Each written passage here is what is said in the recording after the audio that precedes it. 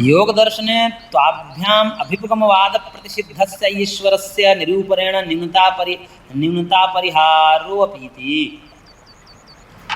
कहने कि योग दर्शन में क्या किया है कि योग दर्शने तु आभ्याम अभिपगमवाद। All right, we finished our 25-minute session, so now let's take a 5-minute break. Get up and go for a walk, do some stretches, whatever helps you unwind.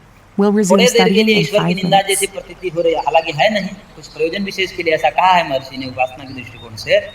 तो वो जो अभ्युपगमवाद से प्रतिषिद्ध ईश्वर है, उस ईश्वर का योग दर्शन में निरूपण कर देने के कारण ये जो न्यूनता थी उसका भी परिहार हो जाता है, उसकी भी पूर्ति हो जाती है। कि जो न्यूनता सांख्य शास्त्र में ईश्वर की थी, उस न्यूनता को पूर्ति योग शास्त्र ने कर दिया, इसलिए दोनों परिपूर्ण हो गए। इसलिए दोनों को समान तंत्र कहा जाता है। योग और सांख्य दोनों मिलकर के ही परिपूर्ण दर्शन होते हैं, समान तंत्र है दोनों। तो इसलिए कोई कहे कि सांख्य में ईश्वर नहीं है, हालांकि अभी दिखाएंगे आज सांख्य में भी ईश्वर है, परंतु कोई इतना भी कहे तो कि योग दिखा दीजिए, योग भी तो सांख्य है। आप दोनों अलग समझते हो क्या? योग और सांख्य दोनों एक ही है। इसलिए क्योंकि वही महर्षि, देखिए योग सूत्र, जो योग सूत्र है उस सूत्र के प्रणेता महर्षि पतंजलि है, योग के प्रणेता नहीं है। हाँ, सूत्र के, योग तो पहले से चला रहा था। योग पहले से चला रहा था, बस उनको सूत्रबद्ध कर दिया। तो सूत्र के प्रणेता है, योग के प्रणेता नहीं है।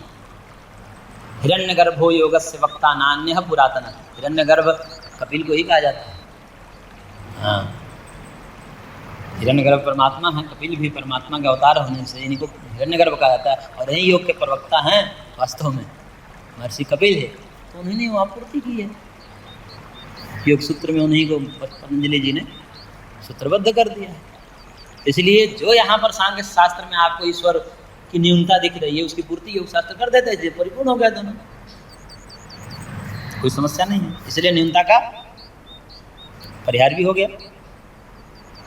अस्य च सांख्य संज्ञा सान्वया, और ये इसकी सांख्य संज्ञा कैसी है, सार्थक है, उसको बता रहे हैं। महाभारत का एक वचन दे रहे हैं। संख्या परपूर्वते चैव प्रकृतिं च प्रचक्षते तत्वानि च चतुर्विंशतेन सांख्या प्रकीर्तिताः।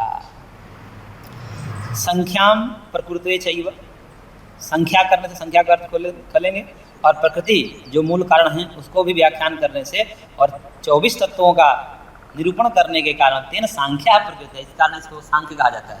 तो यहाँ पर संख्याम प्रकुर्वते और प्रकृतिम च, तो यहाँ पर इत्यादिभ्यो भारतादि वाक्यभ्य संख्या सम्यक विवेकेन आत्मकथनम इत्यर्थः। संख्या का मतलब होता है सम्यक ज्ञानम सांख्यम, संख्या मतलब विवेक ज्ञान। तो संख्या यानी कि संख्या के द्वारा, यानी कि सम्यक विवेकेन, सम्यक विवेक के द्वारा, वो क्या है विवेक? आत्मकथनम, आत्मा का ही विवेक होगा ना प्रकृति से। यह श्लोक का अर्थ है। इसलिए सांख्य शब्द का क्या अर्थ हुआ? विवेक ज्ञान। जिस शास्त्र में विवेक ज्ञान का प्रतिपादन किया गया है वही सांख्य है। अतः सांख्य शब्द से योग रूढ़तया तत्कारणम सांख्य योगाधिगम्यम इत्यादि श्रुतिषु। इसलिए सांख्य शब्द का योग में के साथ रूढ़ हो गया है, यानी सांख्य योग एक साथ प्रयोग किया जाता है। जहाँ भी शास्त्रों में सांख्य योग से मतलब सांख्य का ही योग में भी रूढ़ कर दिया गया है। इसलिए श्रुतियों में श्वेताश्वतर उपनिषद में तत्कारणम सांख्य योगाधिगम्यम, उस कारण ब्रह्म को सांख्य योग के द्वारा जाना जाता है, जानना चाहिए। तो सांख्य योग मतलब सांख्य को ही योग अर्थ में रूढ़ करके जोड़ करके बोला जाता है। योग सांख्य से अलग नहीं है। इत्यादि श्रुतिषु एषा ते अभिता सांख्ये बुद्धि योगेत्युमां शृणु इत्यादि स्मृतिषु च सांख्य शब्देन सांख्य शास्त्रमेव ग्राह्यम न पुनः अर्थांतरम कल्पनीयम इति। इसलिए ये जो गीता का वचन है, एषा ते अभिता सांख्य, जो सांख्य में कथन किया उसी को मैं तुम्हारे सामने सुना जा रहा, उसको सुनो। सांख्य में जिस विवेक ज्ञान को कहा गया है, जिस आत्मज्ञान को कहा गया, उसी को मैं तुमको सुनाऊंगा। ऐसा करके सांख्य योग ही है वहाँ है। दूसरा अध्याय सांख्य योग है। तो उस सांख्य योग में जो सांख्य शब्द आया है, तो कह रहे हैं भाष्यकार कि इत्यादि स्मृतियों में जो सांख्य शब्द आया है उसके द्वारा सांख्य शास्त्र ही ग्राह्य है, वहाँ पर कोई अलग अर्थ करने की आवश्यकता नहीं है। कई लोग उसका अलग अर्थ करते हैं कि नहीं सांख्य का मतलब यहाँ पर वो सांख्य नहीं है, करके नहीं ऐसा नहीं है, वही सांख्य शास्त्र यहाँ पर ग्राह्य है, अलग कल्पना नहीं करनी चाहिए इति। इस प्रकार से यहाँ पर कथन किया। आज इतना ही रखते हैं।